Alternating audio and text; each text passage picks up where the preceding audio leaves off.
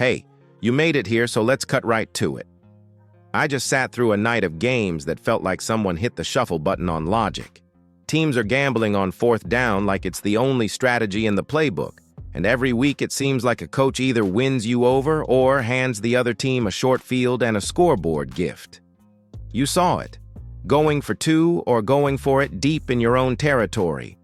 And more often than not, that decision either blows the game open or blows up the season. It's exhausting to watch, and honestly, it makes following the standings feel like riding a roller coaster blindfolded. If you're the kind of fan who prefers old-school prudence, kick the extra point, trust the defense, play the clock, you've had a rough stretch. If you're a gambler, you're living for the chaos.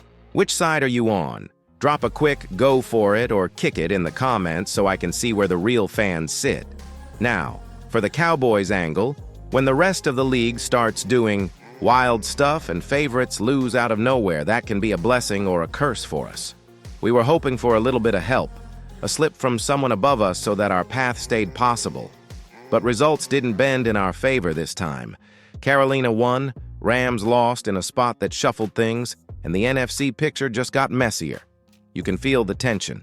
One week a team looks unstoppable, the next week they're coughing up turnovers, and the whole MVP conversation collapses. That instability is the new normal, and it makes every upcoming matchup feel like a must-win in a season where must-win seems to come every Sunday. Let me be clear. I'm not trying to be dramatic for drama's sake. I'm saying this matters because it changes how the Cowboys approach personnel and risk the rest of the way. If coaches keep seeing other teams get rewarded for rolling the dice, you'll be tempted to chase high-variance plays yourself. That's a dangerous game when you don't control everything. And you don't. So you need two things: consistency on our side and a little luck from the rest of the schedule. If we don't get both, even winning out might not be enough. Quick ask. If you want more breakdowns like this and real-time reactions when the Cowboys are on, hit that like button now and help us push toward our channel goal of 17,000 subscribers. Hitting that number means more live streams, more post-game analysis, and more of these conversations together. I appreciate it every time you click, like, or subscribe. It helps this community grow and keeps us covering every twist in the race. Before I move on to how the standings actually impact our playoff chances and what needs to happen next, tell me in one sentence below, do you prefer coaches who play it safe or coaches who gamble? I'll read your answers in the next segment. All right, next up, I'll break down the cold math and the teams the Cowboys need to tumble for this season to stay alive. If you want the deep cut on what we absolutely must see in the next few games, stick with me. So you asked for the deep cut, so let's get into the cold, ugly numbers and what it means for Dallas. Right now, the standings are a mess. Teams are flipping positions every week, and that volatility is the enemy of a clean path to the postseason. For the Cowboys, beating Detroit is step one, no argument. You have to win your games, that's not negotiable. But you're also stuck hoping for losses from teams above you. Green Bay, San Francisco, and the Eagles figure into the equation, depending on how tiebreakers fall, and even a surprise win from a team like Tampa Bay or the Rams can shove the picture into chaos. That's the brutal part. You can control exactly one thing, your performance, and everything else is a series of variables you can only influence indirectly. So let's imagine two simple scenarios. Scenario A is the clean path. The Cowboys win out, key rivals drop one or two games, and you slide into a wild card. That's the dream, but it relies on other teams continuing to self-destruct or play below expectations. Scenario B is the reality check. We win most games, but a couple of teams in front of us also win enough to keep their edge. In that case, even an otherwise great finish could leave you out. It's brutal, but it's real, and it explains why every single matchup now feels like a playoff game, whether it technically is or not. There's also the Lions factor. They're the immediate obstacle, sitting ahead of you in that 8th spot, and taking their place requires a head-to-head win plus favorable results elsewhere. That's why the upcoming game is more than a win-loss on the ledger. It's a position swing. And beyond Detroit, you need help from teams like the Bears and whoever is matched up against Green Bay and the Eagles. Not every fan likes to admit it, but rooting for opponents to lose is very much part of the late-season grind. Tell me honest, would you rather the Cowboys play full, strength and risk injuries to chase a playoff spot, or rest key guys to lock focus on the future? Vote with a comment, play or rest. Now, strategy matters too. If the rest of the league rewards risky play calling and high-variance moves, coaching staffs start adjusting. That could mean more aggressive fourth down attempts, more trick plays, or different clock management. All things that complicate how you game plan. For Dallas, that means the coaches must balance the need to win now with protecting long-term assets. Do you gamble in a tight game, or play it conservative and trust defense and clock? Your answer probably depends on how optimistic you are about the playoff window. Quick community push. If you want more detailed breakdowns of the standings, live playoff scenarios, and instant reaction when teams drop or climb, smash that like button and help us move towards 17,000 subscribers. Hitting that goal unlocks more live shows where we can walk through the math together in real time and react as things actually happen. Before I move on to the next part, the player drama, drop one comment predicting which team above us will most likely lose in the next 2 weeks. Be bold. I'll read the best ones in the next chapter where we talk about Trayvon Diggs and what his return could mean for both the Cowboys and his own future. You've probably heard it from every angle already. Some fans are ready to move on from him completely. Others want him on the field immediately. And a whole chunk of Cowboys Nation is just tired of the drama. But here's the reality, and it's simpler than most people think. Trayvon Diggs has every reason in the world to play, and the Cowboys have every reason in the world to let him. And yes, I know there's skepticism, frustration, and even a little resentment in the air, but if you take the emotion out of it for a second, you'll see that both sides actually need each other right now. Let's start with Diggs himself. This is a business moment for him. After the injury and everything that followed, his next contract depends entirely on whether he can show he still has juice. If he comes back and plays well, he immediately resets the narrative. He looks valuable again, he proves he's healthy, and he bumps his market back into the range he wants. If he sits, or worse, if he comes back and looks like a liability, he drops straight into the veteran minimum category. And no player of his age, talent, or pride wants to be in that position. So when he steps onto that field, he's not just playing for the Cowboys. He's playing for himself, his reputation, and the next phase of his career. Now flip it on the Cowboys side. And this is where a lot of fans miss the opportunity. If Diggs plays well, it's a win for Dallas right now and a win for them later. Short term, he boosts the secondary, adds experience, and takes pressure off the safeties.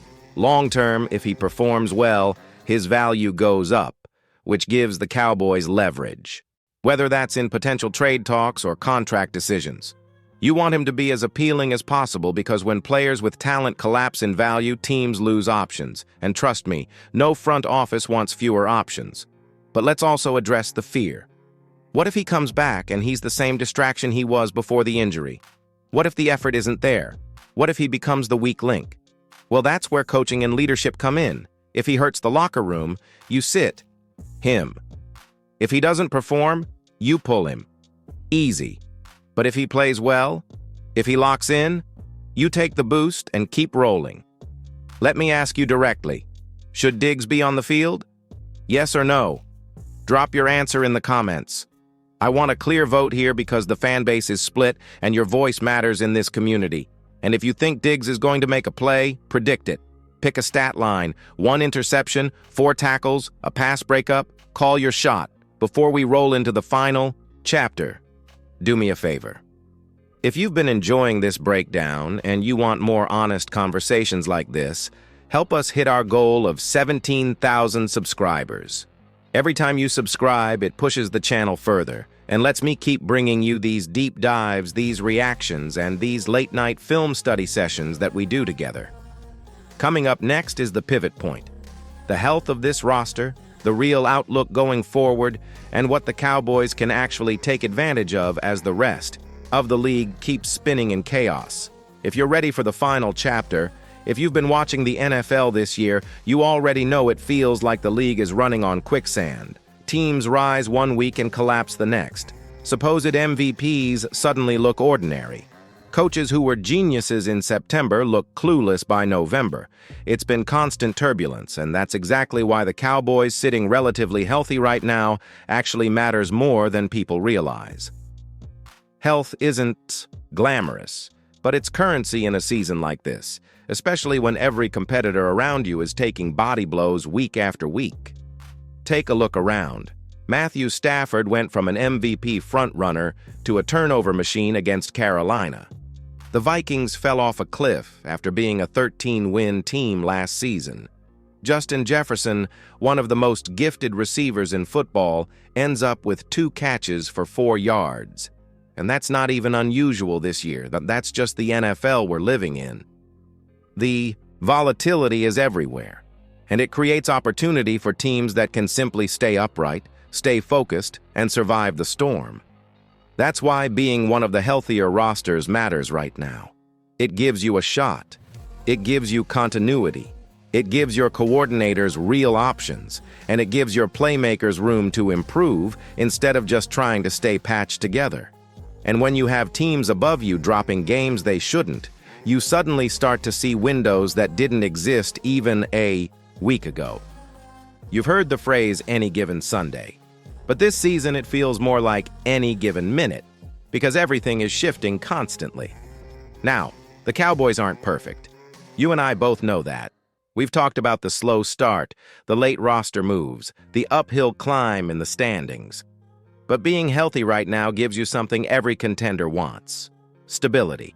You can prepare, you can execute, you can mix your personnel without panic, and if the Cowboys play the next few weeks with discipline instead of desperation, they can take advantage of every bit of chaos happening around them.